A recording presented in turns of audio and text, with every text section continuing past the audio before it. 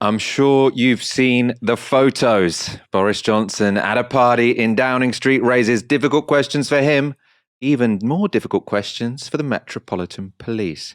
I'm joined by Aaron Bastani for the analysis you've been craving. How are you doing, Aaron? Michael, great pleasure to be joining you this evening. What a fantastic evergreen topic to talk about, the seeming ineptitude of the Metropolitan Police Service. That is the angle of this that I find most shocking. Obviously, I think, people's anger about PartyGate, absolutely justified, absolutely legitimate. I have to say, on one level, I'm finding the story a little bit repetitive, but the part that I find genuinely interesting here is the role of the Met. So we will talk about that. What we do want throughout the show is your comments and your questions. Tweet them on the hashtag TiskiSour or put them in the comments. New photographs have emerged of partying inside Downing Street, and they feature the Prime Minister. They've blurred out faces of other party goers, but the four images show Johnson and several others raising their full glasses in a toast. On the table in the foreground are bottles of wine, champagne and gin, as well as various snacks.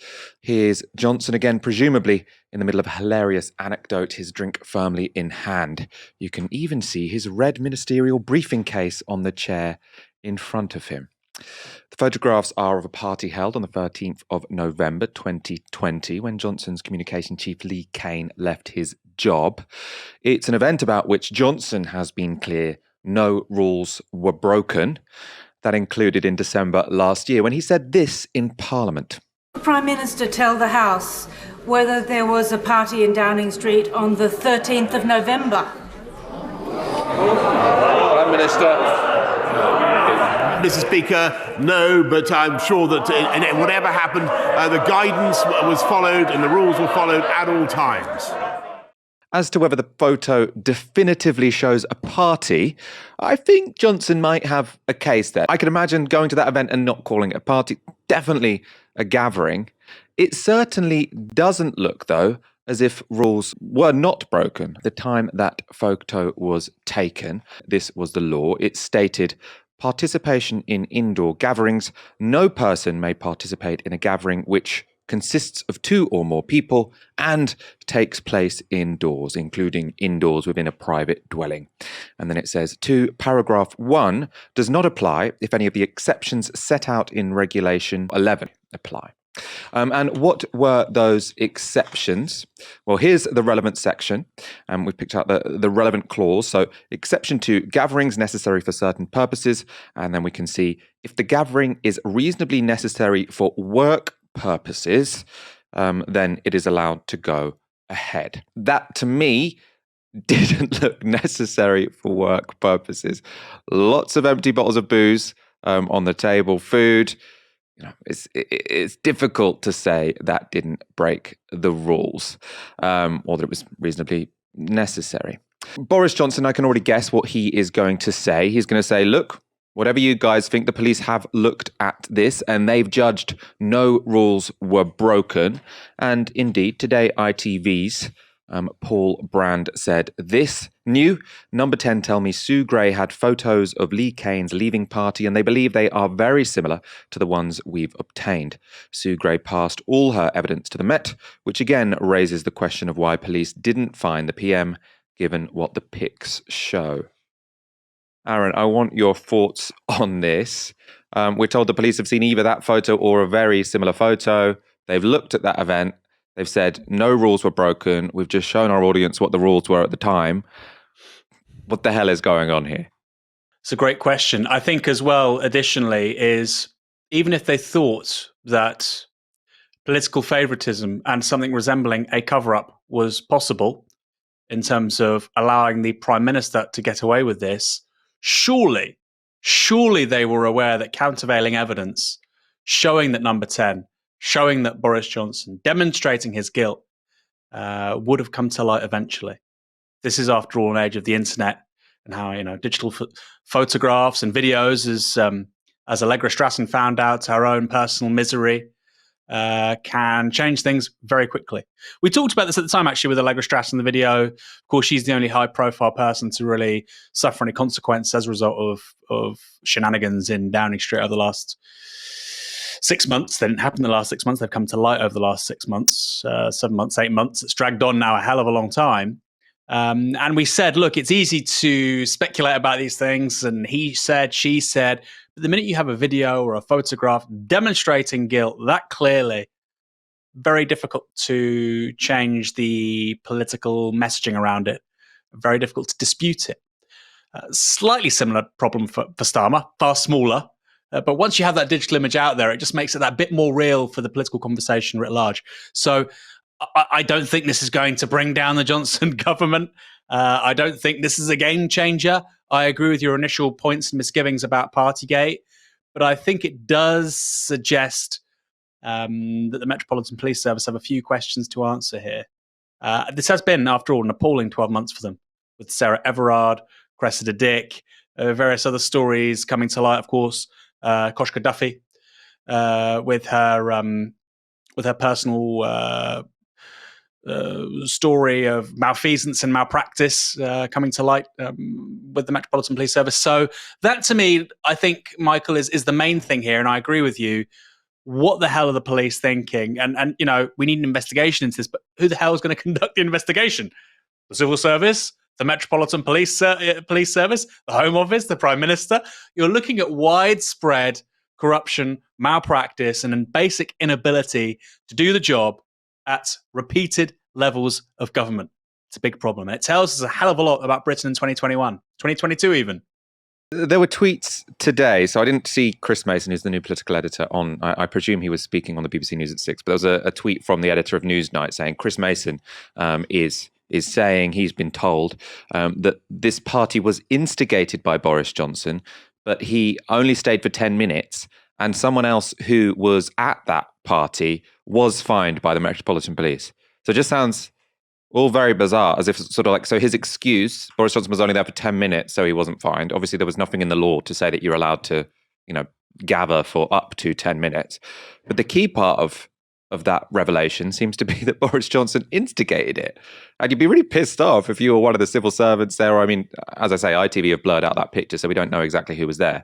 But if you were one of the people who, by definition, are more junior than Boris Johnson, because there is no higher authority than him, he's instigated a party. You've attended a party that he's invited you to, and you've got fined for attending when he hasn't got fined for organising it. It's the Met Police are at this point going to have to come out and explain what the hell they were thinking, because no one is going to have any faith in them at this point. We talk, as Aaron said, a lot on this show about the failings of the Metropolitan Police. But often, I imagine if you're sort of centre-right or whatever, you'll say, oh, this is just lefties, going on about their favourite issues, sexism, racism, etc., etc. This is an issue which, even rabid right-wingers seem to care about. So I can't see how the Met aren't going to get attacked from all angles here. Let's have a quick look at some more reaction. This is from Labour Deputy Leader Angela Rayner. I think if you look at how many fixed penalty notices have been given on numerous occasions in Downing Street now, this is not, he thought he was at some work meeting and then all of a sudden it's become, a party. No, this is time and time again. There has been parties that have been going on in number 10. We've had these over 100 fixed penalty notices given. We was in Durham for work. We've both said we'd resign if we were given a fixed penalty notice because we're both confident that we were working. Boris Johnson cannot look at those pictures, cannot be at those events on numerous occasions and think that was work. He's toasting, smiling, drinking when people's loved ones were, when you look at the death rates that we had at that time, when we had daily addresses from the Prime Minister saying we've all got to do the right thing, it's pretty appalling and shabby that he thinks he can get away with it and laugh at the British public in the way that he has. It's not acceptable. He knows it. He should have gone a long time ago. It's now time to give up and resign. Now, all the polling, all the focus groups I've seen reported on show that, the British public do basically agree with everything Angela Rayner said there. Aaron, where do you think this story is going next? Obviously, we're supposed to have the Sue Gray report finally out this week. That's supposed to have a bunch of photos in it. And, various people have been briefing that could be really damaging for the Prime Minister. At the same time, I'm sure, Tory backbench MPs are a little bit bored of this story. I don't think they're going to topple him. They don't have a, anointed successor. Where's this going now? If this was a story in isolation, I would say it's a waste of everyone's time, which is what I've said previously. But I think coupled with the cost of living crisis, what it does mean is that the government now can't get ahead of the major story for 2022, which is rising inflation. Michael, last week, we were no longer in the realm of abstraction when there was the announcement of 9% inflation. We're now looking potentially by the end of this year at 10, 11, 12, 15% on inflation. Who knows? Double-digit inflation now seems highly likely. Interest rates going to 2.5%, 3%. These are things which will hammer Middle England. Middle England, as I wrote in an article for Novara Media, 2 weeks ago now, a week and a half ago now, Middle England is about to be monstered by the cost of living crisis on both inflation and on interest rates. And perhaps also, including all that, perceived fall in house prices. So they'll have a declining asset in terms of value. Their ability to pay for things will be falling because of inflation, and their ability to withdraw credit, perhaps based against the value of their asset, i.e. their house, again, will be diminishing. I think all of that is a huge problem. And people really, let's be honest, outside the Westminster bubble, outside the people that attend the Spectator or the Guardian summer parties, and the policy wonks and the people that love to get pissed around Westminster and think basically, it's a dynasty for ugly people. Outside of those kind of circles, which are very limited, realistically, it's just several thousand people, although they absolutely dominate our political culture in this country. Most people care about the cost of living crisis. But what this does is, I think, put the government in an even worse light as they try to address that. And I think they will try and address it. I think it's too big for them to kind of shamble on through the rest of 2022. We'll talk about that more later. And I think there's an accumulation now for Downing Street and for Boris Johnson of problems, which is inescapable. I don't think he's going to go. I don't think he's going to be toppled. But previously, I was quite circumspect about the logic that this was somehow going to do him in. I never thought that. And I still don't think that. But the fact that you still have a story which after 6, 7, 8 months, despite having a police investigation, you're about to have the Sue Gray report, etc., it doesn't seem to be going away. There's a bad stink there. And I do think that's a problem for the Conservative Party. That doesn't mean I think that Labour make hay from it. I think Labour have actually quite similar problems. I think for Keir Starmer, presenting himself as this man of integrity won't work because while there are misgivings about Boris Johnson, there are also misgivings about him. But I think it will contribute, as you sort of hinted at just a moment ago, Michael, to this idea that Middle England, Waitrose shopping, centre-right voters may begin to choose the Liberal Democrats over the Conservative Party in quite significant numbers. I mean, I think, to be honest, Labour probably could benefit from it. I mean, I'm not obviously excited by what they're offering, but I do think people are looking at that picture of Keir Starmer in a very different way to which they're looking at those pictures of Boris Johnson. And I also think the reason the pictures are incredibly relevant, and I think they're probably the one thing that Boris Johnson should be worried about, is because, as I say, the details of this, it's getting a little bit tedious hearing, I've lost track of all the dates. And, I talk about this all the time. I'm supposed to be on top of this, but it's 13th of November this, and it was the party for Dominic Cummings leave it. It's hard to get on top of it. But I think the universal reaction from the public when they see pictures of Boris Johnson at these parties with booze in his hand, laughing and joking, is quite a visceral disgust. And while I don't, I agree with you that essentially I don't think MPs are going to topple him, I do think it's very hard to recover from that. And I kind of doubt he will. Fundamentally, I do think that he probably will lose the next general election. And I think Keir Starmer, as much as I find him a very boring and uninspiring leader of the Labour Party, has every chance of becoming Prime Minister. The voices calling for a windfall tax to tackle the growing cost of energy have been growing louder and louder, and they've come from unexpected directions. We'll start with Michael Lewis, boss of energy supplier E.ON. He appeared on BBC's Sunday Morning and began by saying something scary and then something surprising. What we do know is that we are seeing a significant number of people in fuel poverty. That's to say more than 10% of their disposable income spent on energy, and that's risen to around 20%. And in October, our model suggests that that could rise to 40% if the government doesn't intervene in some way. The windfall tax on oil and gas companies, is it something you would support? Well, for us, the most important thing is that the government intervenes. It's up to the government to decide how they fund that. All right. All I would say is it's important that when they are taxing to address this challenge, that they tax those with the broadest shoulders. And the energy boss wasn't alone in communicating his concern about people facing energy poverty. She send checks to people, and not unlike what they do in the US. And I think that's probably the most straightforward way to help people. Without getting into the intricacies of all the benefit system, you just send households on lower incomes and middle incomes a check in the post. Yes, you really did see that. The architect of austerity saying the crisis is so bad that the government should be sending people checks in the post.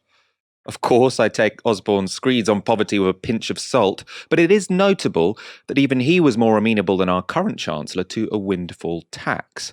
Back in 2011, he raised the tariff on North Sea supplies from 20% to 32%.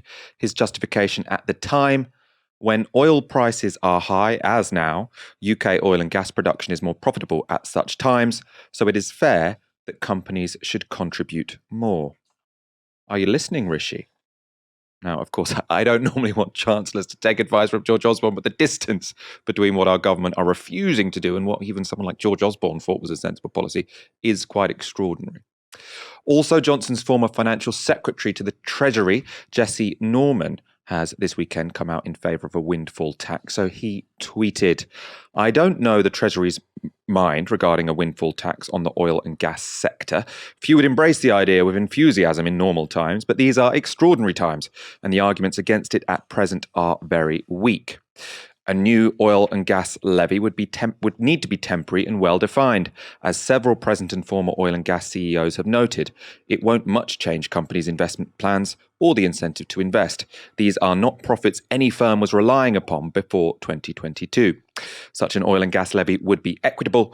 First, if it were not implemented, then any revenues would otherwise have to be derived from sources that might well make the current cost of living crisis worse for many people. And second, many commentators seem to have forgotten that the government hugely supported the oil and gas sector when tens of thousands of jobs were at risk after the oil price crash in 2014. Do those who oppose a levy now on free market grounds also believe that 2014 intervention was mistaken? Do they think oil and gas companies should enjoy a one-way bet in which they benefit from public support when prices fall, but make no extra contribution when prices rise? It's a sound argument, sounds reasonable to me, and there are signs Johnson is wavering. No option is off the table. Let's be absolutely clear about that. I'm not attracted intrinsically to new taxes, but as I've said throughout, we've got to do what we can, and we will, to look after people through the aftershocks of COVID, through the current pressures on energy prices that we're seeing post-COVID and with what's going on in Russia. This thing is going to go on. Everybody can see the increase in energy prices. There is more that we're going to do, but again, you just have to wait a little bit longer. Aaron, I want your thoughts on this. Is a U-turn incoming? If it is, does it matter? I think Boris Johnson really does believe in leaving the profits of private companies in their own back pocket. I think he really does believe in that. People have said he's a social liberal. That's been debated. People have said that he likes spending money. That's debated. But I think both of those are true. There's no real evidence that he believes in redistribution through taxes on wealth. There's no real evidence of that. All the spending that we saw during COVID, and there were massive spending increases by the state, that was all deficit funded. And I think with the broader political context of Russia, and obviously hydrocarbons right now are making a heck of a lot of money. But if there is deglobalization and companies like BP and Shell, God willing, can no longer access maybe certain reserves around the world over the next several years, I think that's highly plausible. I think Russia could be a template for that, in fact. Then you would have problems, I think, of the British government, a conservative government, doing that to quote-unquote national champions like BP and Shell, who are some of the biggest companies registered on the London Stock Exchange. So I think it makes political sense in terms of Tories' internal logic and their base. What is the base of the Conservative Party? It's billionaire media owners. It's the ultra-rich. It's hydrocarbon economy. And then, of course, it's people like just homeowners, older voters. Now, clearly, those latter two groups would really like to see a windfall tax. But I think the former ones, not so sure. And so this is more of a wedge issue within the Conservative Party than I think perhaps that introduction permitted. I don't think it's the same as when George Osborne did it, because I think the political climate is just entirely different. And I think there probably is a concern within the elite that once you start introducing windfall taxes on fossil fuels, given the current climate, given the fact we're going to see real wages fall to the largest extent since 1956, I think people elsewhere would say, well, it's going to be us next. And that's not why they donate money to the Conservative Party. That's why many of them are in the Conservative Party, precisely to stop things like that. So yes, it makes electoral sense. I think if it was about dominating the centre ground, if it was about parking their tanks on Labour's lawn, as pundits love to say, then they would do precisely that. Second point you asked, would it make much of a difference? The answer is no. Windfall tax and the revenues it would generate as being touted by the Labour Party, for instance, not to knock that policy, we should do it. But in terms of what it would do, it's a one-off thing. And realistically, now we're looking at two very bad years here. We're looking at 2022 as a year of rising interest rates, rising inflation, low growth. But 2023 is being postulated by the likes of the Bank of England and the Centre for Economics and Business Research as 0% growth. So we could have a recession in 2023. So you've got a couple of really hard years coming out of the pandemic. I think we need to be frank with people and say, well, look, the revenues generated from a one-off windfall tax won't really help. I mean, it's great. It's great if it can fund, every household getting £500-600 through the mail as a one-off payment. Fantastic. Let's do it. But it's not a panacea. No, I agree. I think my position on the windfall tax, and I suppose Labour's approach to it, is that I think it has been a very successful policy to put forward and sort of say, whose side are you on? It's quite hard for people to work out why the Conservatives won't go for this, and the only explanation is they are in hock to the fossil fuel giants, which is very helpful for the Labour Party as a policy, which is commensurate to the challenge we face. Not remotely good enough. But then I suppose Keir Starmer would argue that that's not the job of the opposition. The job of the opposition is to put down a line in the sand. And in this situation, one of the few ones where they seem to have done that reasonably successful. Let's go to a few chats. So in the YouTube chat, Joy Lloyd writes, what are the odds that when the Sue Gray report is published, they also announce that they are going to have a windfall tax after all? Quite possible, yes. I've seen sort of people speculating that potentially they're holding back some cost of living crisis policies to try and move the news agenda on whenever that is released, which would be pretty disgusting because they're making people wait when this is very urgent. I mean, in a way, that's optimistic because I'm really not sure they do have any more cost of living crisis policies, up their hat, but it's a potential. David says, I work in the energy industry. We have to invest in renewables or we are toast. Windfall tax or not tax the energy industry, or tax the fossil fuel energy industry, of course. I agree with that. It's also notable that when you get the Conservatives coming out, their argument in favour of not having windfall tax is that we need these companies to invest more in extraction from the North Sea, which is actually a terrible policy. We do not need them to invest more in extraction for the North Sea. We need to tax them because they're making supernormal profits, and then we need to direct that money to help alleviate the cost of living crisis. As we've been saying, it won't be enough, and invest state-led investment in a green economy. It's not that complicated. Saul with a fiver, 18th of June, a TUC march and rally in London. Most unions are arranging transport as well as local trades councils and other orgs. So let's all get out and protest. I think there seems to be a fair amount of momentum around this protest demanding action to tackle the cost of living crisis. We've got lots more coming up on tonight's show and lots more around the issue of a windfall tax. But first, last week, we launched our fundraiser to grow Novara Media's supporter base. We put a video out where you can meet the team further. Here's a snippet. Hi, I'm Ash, I'm 30, I'm an Aries and I live in North London. Okay, yeah. You look maybe like one of your French girls. 1, 2, 3, 4, 5. Probably it'll be more like this. 5-1. So there's a camera here as well as here. 4. 3, 2, 1. clap. Okay, fine.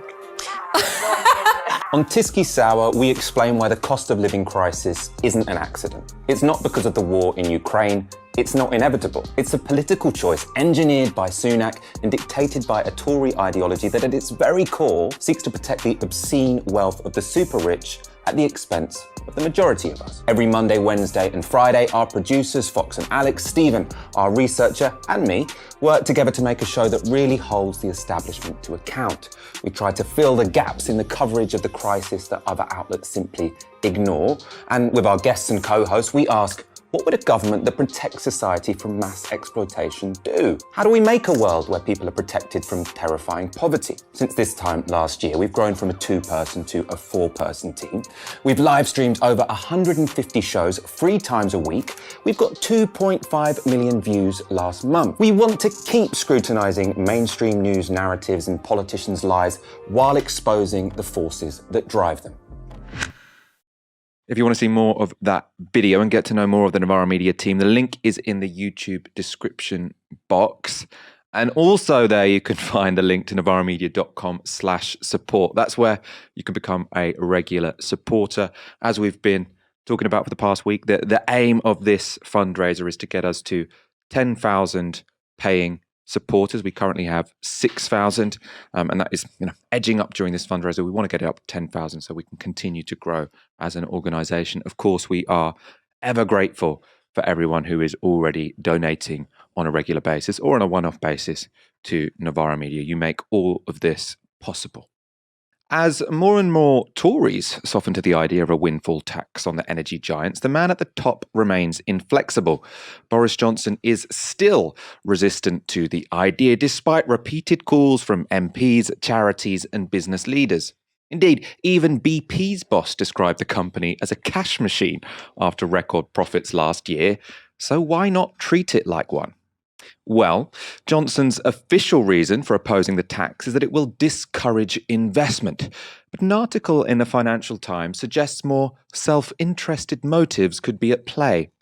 They report, the Liberal Democrats have urged Downing Street to clarify whether Boris Johnson, who is resisting the idea of an energy windfall tax, has discussed the issue with his informal political advisor, Sir Lynton Crosby, whose companies represent various clients in the oil and gas industry.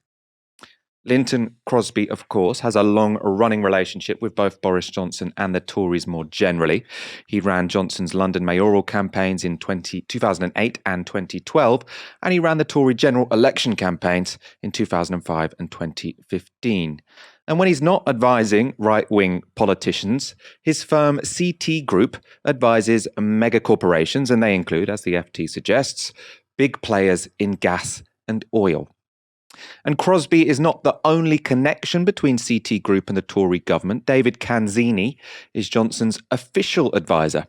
He was Crosby's protege at CT Group until recently, and he is reported by multiple newspapers to be one of the loudest voices in Downing Street against a windfall tax on energy firms. The reason cited is that he sees it as unconservative. According to the FT, Downing Street refused to say on Thursday whether Johnson had discussed the energy windfall tax with Crosby, one of his long-standing political allies. Number 10 also refused to say whether Crosby and Canzini had discussed the issue with each other. It all smells a bit fishy to me, and that's especially because when it comes to mixing business and politics, Crosby has form. One example is from 2013, when the Conservatives were expected to introduce plain packaging for cigarettes in the Queen's speech. After conversations with Crosby, David Cameron ditched the policy. At the Times, eyebrows were raised because CT Group had just bagged a lucrative contract with Philip Morris, a tobacco firm. But of course, Crosby denied any connection between these two events.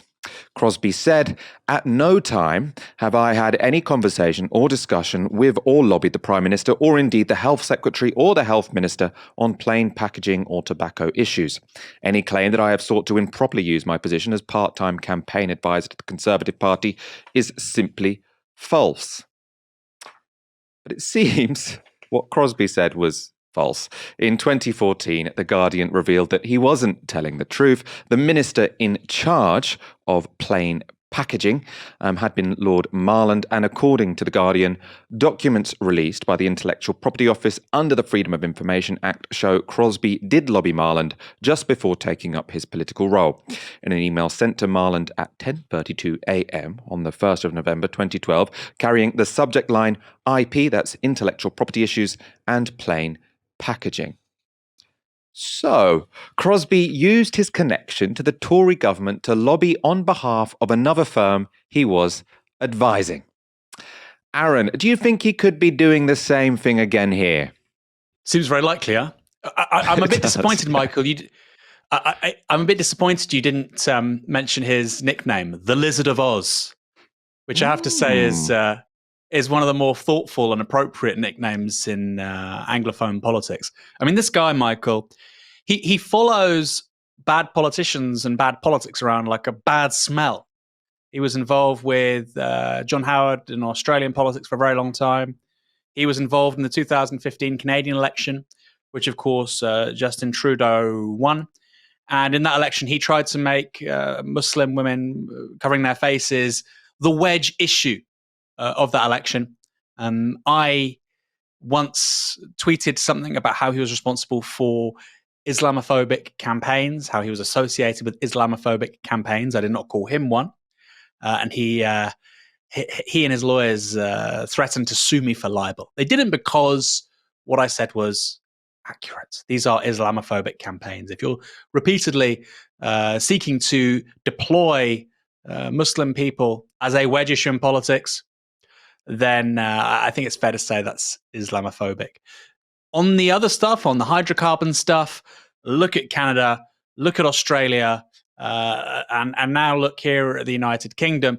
There is a clear relationship between this ensemble of powerful billionaire, millionaire interests, multinational companies, and what they call centre-right politics. Of course, there's nothing remotely centre or sensible about the strategy adopted by quote-unquote conservative parties in relation to fossil fuels over the last 20 years. We talk now about decarbonising, Michael. Oh, isn't it great? 50% of our electricity comes from renewable sources or from nuclear.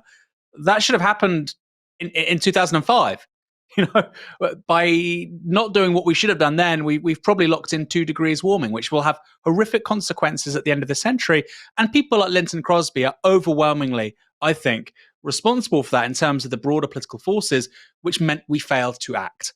You can talk about Rupert Murdoch, you can talk about the politicians leading that charge, and I think you can talk about people like Lynton Crosby. Importantly, when he was paid for political consulting in the UK, as I understand it, he was operating through a shell company in Malta, and he was being paid dividends through that shell company.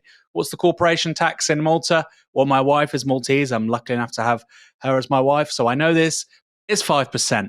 So we're dealing with people who don't want to pay taxes, who want to ensure that inequality only gets worse, and that we fail to address the challenges of the 21st century. These people like Lynton Crosby, will live in infamy and ignominy long after they're gone. And I hope they know that.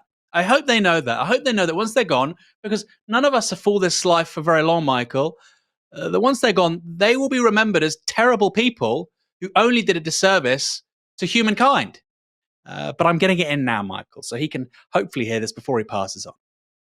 We started this section talking about their relationship to big business and how that can affect policy. We do want to talk about as well what has been central to the politics of Crosby and his acolytes, which is essentially racism. And we're going to talk about this because Crosby and his acolytes are still very closely connected to the Johnson administration. And the recent history of Crosby campaigns could give a clue as to where UK politics could go next. In 2005, when Crosby ran Michael Howard's unsuccessful general election campaign, he came up with posters like this: "It's not racist to impose limits on immigration." And at the bottom, "Are you thinking what we're thinking?" Which is almost, it's almost like saying, by the way, this is a dog whistle at the bottom of your poster. He also had as a poster in that election campaign, "How would you feel if a bloke on early release attacked your daughter?" And then again, "Are you thinking what we're thinking?" You can see these have been, handily vandalized, which in this case seems rather appropriate. As you can see, though, as I say, on posters, Crosby usually sticks to dog whistles, but in private, he's apparently more explicit. This appeared in a Mail on Sunday report about Crosby's behaviour during Boris Johnson's 2008 mayoral campaign. They write, Mr. Crosby said Mr. Johnson should concentrate on traditional voters instead of, quote, effing Muslims. The source added, quote, he definitely used that phrase and said Linton's view was that chasing the Muslim vote and other ethnic groups was a waste of time, and he frequently expressed himself in very strong terms. Some people found it very offensive. I imagine viewers will also remember Zach Goldsmith's incredibly racist 2016 mayoral campaign. Again, that was run by Crosby, and it featured messaging like this. So, on Thursday, are we really going to hand the world's greatest city to a Labour Party that thinks terrorists are its friends? And then you've got a picture from 7/7. Of course, Labour's mayoral candidate was Sadiq Khan, a Muslim. That headline was in the Daily Mail for a piece written by Zach Goldsmith. And of course, the Goldsmith campaign would ultimately be unsuccessful. But the racism was a direct response to the Tory candidate falling behind in the polls, much like Boris Johnson is today. And Crosby's man in number 10 does seem to be the key figure encouraging Johnson to tack right to try and secure his survival. According to The Times, in the past fortnight, Canzini has made 2 high-profile interventions, pushing for a hardline approach to the Northern Ireland Protocol and moving to block a windfall tax on oil and gas companies. He has also played a significant role in hardening the Prime Minister's tone on trans rights. He has told government advisers to focus relentlessly on identifying wedge issues that the Conservatives can use to delineate themselves from Labour and the Liberal Democrats in the run-up to the 2024 election. He has hailed the government's policy of sending migrants to Rwanda as an exemplar. They go on to write, Canzini is fond of citing Crosby's instructions to, quote, get the barnacles off the boat. And this focus on Conservative issues saw him take a key role in culling marginal legislation from the Queen's speech. In what was dubbed the, quote, third session scrub, employment rights legislation, a ban on foie gras, and a ban on trans conversion therapy were all dropped. In their place comes a relentless focus on issues such as the economy, Brexit, immigration, and law and order, which saw the Prime Minister cite his priorities as crime in Cabinet this week. Aaron, we've seen this before. Crosby and his acolytes do seem to be coming to the fore again. So will Crosby's priorities be the centre of gravity of British politics until the next general election? Yeah, I suspect so. I really suspect so. It's important to say he doesn't always get his way, that he doesn't win. In 2016, Sadiq Khan won. In Canada, Justin Trudeau won. And in 2017, they had Linton Crosby help with Theresa May. He was called in, of course, after a disastrous start to that election campaign for the Conservative Party. And he didn't really produce the goods. And the reason why was because Labour, running on a platform of, I think, quite blue-collar social justice issues, regional inequality, pay, public services, helping left-behind areas reconnect to the national and global economy. These are all things which really defanged his culture war attacks. And that's often how he's tried to operate. He's tried to create, like the term obviously makes clear, draw a wedge between left and right on specific issues where he thinks he can win, surprise, surprise, 52-48. Immigration, tax, welfare reform, criminal justice. So do not expect the Conservatives to talk about legalizing cannabis or driving deeper into conversations like regional inequality. I think levelling up has died. I think if you're serious about levelling up, you first don't vote Conservative in 2019. But even if you do, and I think some Conservatives really believe in it, like Ben Houchin and certain people around Boris Johnson, I think Linton Crosby really couldn't give a rat's ass. So that, I think, is also history. Where I disagree with you, Michael, as you said a little bit earlier on that, you don't think Sunak will do very much. I think with Linton Crosby and Sunak now, I think we'll be seeing big tax cuts next year. I think that because, of course, as I've said before, rising inflation has one upside, which is, of course, rising tax receipts on VAT. Things are getting more expensive, so the VAT, of course, is going up as well. We're looking at tens of billions of pounds there. So I would expect some significant tax cuts, some big culture war issues on immigration, for instance, and I think attacking the public sector. We're beginning to see that, of course, the kite flying, saying that 90,000 people can be done away with in the civil service. I think that's now going to be the ballast of this Johnson administration going into 2024. Realistically, that is quite popular with about 35% of the public. It will, I think, probably stop the sinking, stop the rot to a certain point, but I also don't think it can win you a majority.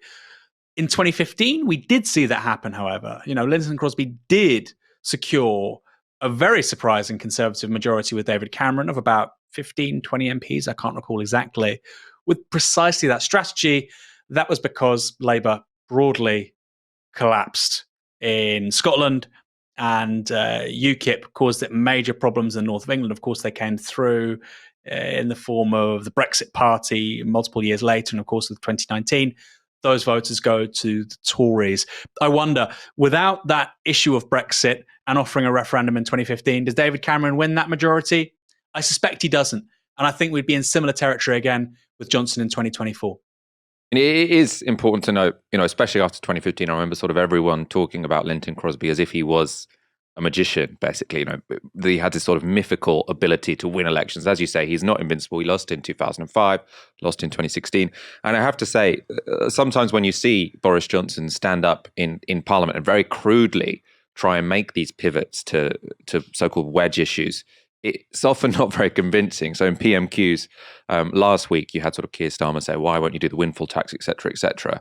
You're dithering. And Boris Johnson just stood up and said, well, Keir Starmer can't even define a woman. And everyone's just like, what?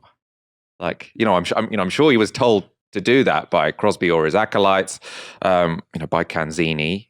As the Times reporting, he's saying go hard on trans rights. But I do think, whatever your position on trans rights, it's so transparent what he's trying to do. I don't think that will work, especially when we're in the middle of a cost of living crisis. Like maybe it would work in dividing a wedge among the public and among voters if there wasn't anything that serious to think about, if people weren't that politicized. But given we're going through the biggest fall in living standards since the 1950s, I can see why they would want to change the subject, but I'm not sure people are going to go along with them. And obviously, the Labour Party's job is to make sure that doesn't happen, keep that argument on economic inequality, because people are very, very open to those arguments right now. The Australian Labour Party's Anthony Albanese has been elected as the nation's Prime Minister. Albanese originally came from the left of the party, though ran a centrist campaign. And in his victory speech, he brought up his working class background. It says a lot about our great country that the son of a single mum who was a disability pensioner, who grew up in public housing down the road in Camperdown,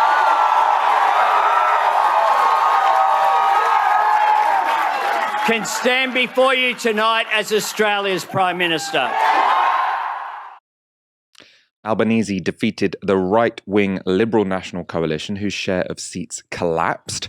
You can see Labour have reached the 76 seats needed for a majority. That's 8 up on the last time around. And the Liberal National Coalition have lost 18 seats, down to 59.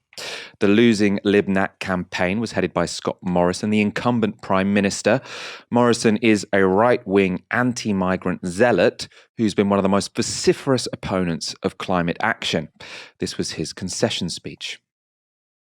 I've always believed in Australians and their judgment, and I've always been prepared to accept their verdicts. And tonight they have delivered their verdict, and I congratulate Anthony Albanese and the Labor Party, and I wish him and his government all the very best. A statement like that should not be notable, but after Donald Trump tried to steal his election, it's hard to know how far Murdoch-backed right-wingers will go. Of course, the biggest ballast for the right in Australia is Rupert Murdoch, but some from the Australian Labor Party seem to have successfully called his bluff. This is how former Prime Minister Kevin Rudd engaged with a Murdoch-owned Sky News Australia during the campaign. I would assume that you guys in the Murdoch media would find any piece of dirt on any Labor candidate anywhere in the country. But she tweeted it. To have a go. She tweeted it. No, but I know what you guys are like. But she tweeted it, though. That's right, but you'll do anything that Rupert says to undermine Labor. No, we won't. No. It's a question I have, Mr. I think everyone here agrees with me. No, that's a question from me. So can I ask you, Mr. Rudd, though, while I have you live on Sky News, are you hopeful of a role with an Albanese Labor government if he's elected? Are you hopeful of maybe an ambassadorship? Again, I can always rely upon you people to pose questions I've already answered. And the answer to that is no. And you know that. And furthermore, if you guys had any self-respect at the Murdoch media, you would start adopting something approaching balanced coverage. Am I right? We're here trying to speak to you and obviously the candidate. I spoke with Michelle a little bit earlier. But you're a tool for Murdoch. Keir Starmer, I hope you're watching.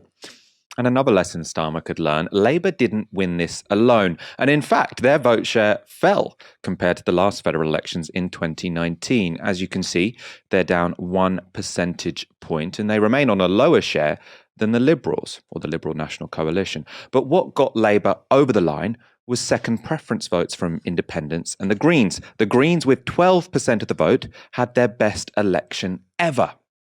To find out more about the Aussie elections, I spoke to Tom Ballard, a comedian who hosts the Serious Danger podcast, which has covered the election from the perspective of the Greens. I started by asking whether Saturday's vote shows Australia has moved decisively to the left. In a way, yes. I mean, I sure hope so. That's for sure. Pretty extraordinary result. The Conservative government, the coalition, lost 17 seats. Including some really high-profile people. The Treasurer lost his seat. Some real libertarian psychos lost their seats. We love to see that. Some social conservatives lost their seats, and particularly in these massive heartland seats, these seats that have been in Liberal, that's our Conservative Party, hands for ever since Federation, have gone to these what are called teal independents. Basically, they're disaffected Liberals. They're people who, maybe 10 years ago would have voted for the Liberal Party and happily run as Liberal candidates who were just sick to death of this Conservative government's stance on climate change, on integrity, and on their attitudes to women. So they ran these independent campaigns. They weren't specific parties, but they were individual candidates, and they fully beat them and trounced them, which was great. The Greens, the party that I quite like, increased their representation by 400%. And of course, the Labor Party won a government. It looked like it might have been a minority government, but it looks like they're on track to actually get a majority seat. So that is fantastic. The general wisdom is Australian politics is sort of deals with in the centre. We have compulsory voting across the board. So that's sort of a factor. And there are plenty of horrible positions that our Labor Party has taken, which I'm sure that you can relate to in the UK. But overwhelmingly, this felt like a rejection and a shift to the left, in the centre left of the left, in a lot of really very cool ways. So thumbs up to that. On one level, is it a disappointment if the Labour Party get an absolute majority? That presumably will mean parties like the Greens have less influence. Yes, the strategy from the Greens generally was to have more influence on the crossbench, to get a minority Labor government and have a whole bunch of Greens MPs there so that we could push the Labor Party further and faster, particularly on climate action and on, lifting poor people out of poverty, actual good things that you would think the Labor Party would be on board with. That strategy it's worked out very well for the Greens in terms of increasing their representation. But yes, with the Labor Party, with a majority in the lower house, they will form government and will be able to introduce legislation as a majority themselves. That was also the strategy of those teal independents. They were hoping to, pack the crossbench so that they could influence the government. Looks like they will have way less influence than you would think, even though they did pick up a whole bunch of seats amongst them. But in the Senate, in the upper house, the States House, that is where the Greens have formed a big part of the crossbench. That's where the party will have some serious influence. The Labor Party says they're not budging at all on their climate targets of a reduction of 43% by 2030, even though that puts us on track to 2 degrees of warming. But certainly this vote sort of says that's bullshit. You got to do better than that, my friends. You got to raise the bar. God damn it. And that's what we'll be pushing for, yeah. And what does this election result mean in terms of climate change? I mean, obviously, from people outside Australia, one of the most significant outcomes could be that Australia stops being that bloc to climate action that it has been. You're suggesting they won't necessarily take a leading role, but will they stop dragging their heels when it comes to, for example, international climate agreements? That's certainly the pitch, right? So Labor ran on the idea of ending the climate wars. And this has been an issue that in Australia, which, we make up a small amount of the world's total emissions, we're massive per capita emitters, particularly when you count in all the emissions from the stuff that we dig up and sell overseas and they burn and that cooks the planet. We're extremely good at that. And the capital forces involved in that obviously love donating to our political parties and wielding political influence. So yes, over the past decade or more than that, certainly it has been a pretty toxic issue in Australian politics, and the Labor Party is selling this as an end to all the climate wars. Now, again, with those unambitious targets, in my view, I feel like this issue is going to keep coming up and be a big deal, particularly if the now defeated Liberal National Coalition, as seems to be the way, are planning on moving further to the right. They're sort of reading this result as a chance for them to double down, to say, forget about all that climate change nonsense and carry on. So that'll be an interesting way that plays out. But certainly the Albanese Labor government is saying that, this is it. We're actually going to take action on climate change now. We're going to become a renewable energy superpower. So it's certainly, it's good news on that front. Yeah. And Australia is potentially the only country where Rupert Murdoch is more influential than he is in the UK. To what extent can this result be seen as a rebuke to him and his media organisations? Look, I love it. I love it. It's a little bit, I don't want to say it's Corbyn in 2017 vibes, but certainly, and I was just watching on the Australian Broadcasting Corporation, the ABC, there was just a program called Media Watch, which is a 15-minute show where they just basically dissect media politics over the past week. And they just did this great special showing that the Murdoch media empire went as hard as possible to keep the Conservatives in. Josh Frydenberg, the Treasurer, had a front page spread on the Herald Sun in Melbourne that was literally headlined, "Why You Should Vote For Me." And it had a 2-page colour spread on the inside. Rupert did all that he possibly could. He went really hard.